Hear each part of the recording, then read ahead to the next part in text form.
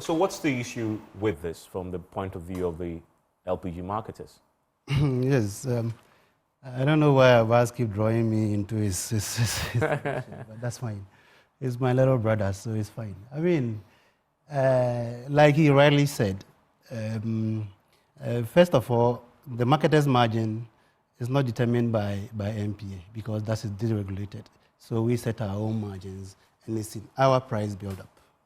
So one would have expected that if you want somebody to also come in as a bottler and you want to give him a margin, you give that margin directly to that bottling plant or that members of that chain in that group to also factor that into their price build-up. But in this case, we are made to, NPA has created an account that this amount is going to be deposited in.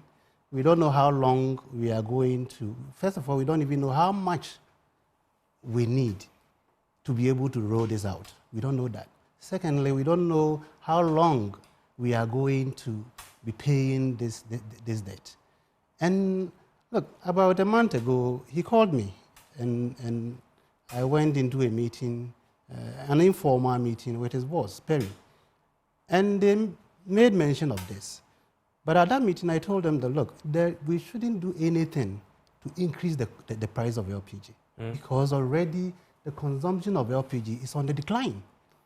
And he assured me that, we are even working with the ministry, the Ministry of Finance, the new minister, to try and see how we can even take off the taxes from LPG.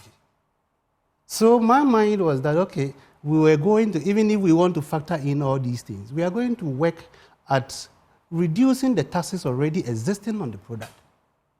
But that was not done. 2 weeks after, all that we heard was that $80 per ton has been slapped on the product.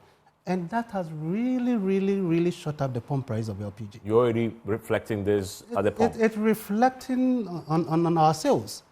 This morning, our research team tried to put together the consumption for the first half of April. Because you began this on the 1st of April. Exactly, and the figures we are getting is alarming. It's alarming. And like I always say, this is a product government intentionally wants to promote.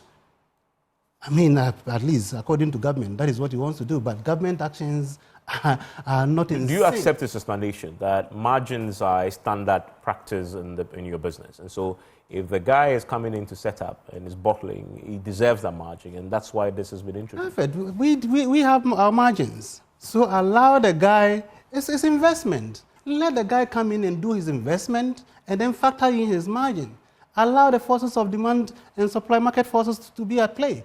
Don't be the one collecting money and giving to, creating a fund, depositing money in there, and using that money to support private investors. We think that is not the way to go. He has a point, hasn't he?